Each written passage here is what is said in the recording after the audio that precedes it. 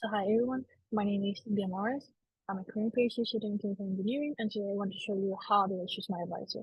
The first thing that I have here is I look into the research group website. I want to see the variety of research projects to see the type of research that I do. For example, if it's more fundamental research versus application, or industry related.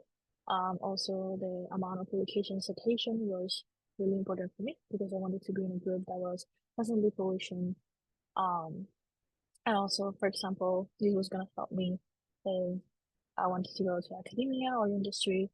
And also the collaboration was super important because some of the research projects are in collaboration with some industry or other universities.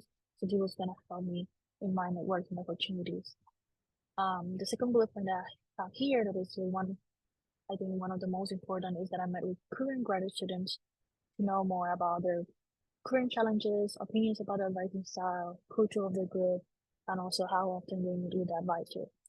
Um, this helped me a lot because, for example, for the culture of the group, talking with the students or the graduate students can help you more in this sense because you can maybe know if the culture of the group is the one healthy in terms of like people help each other or incoming students can have help with their studying projects if it's organized or not, or if the type of culture is the one that everyone collaborated with each other. So I think this is super important.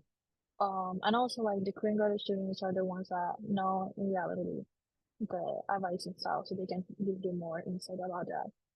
And the third one, of course, meeting with the advisor, know the expectation, the goals, and the personality to see if it match with you. So I chose an advisor that is actively publishing papers, that has enough time to provide mentorship, and that is genuinely interested in my project, as well as caring about myself and my career goals.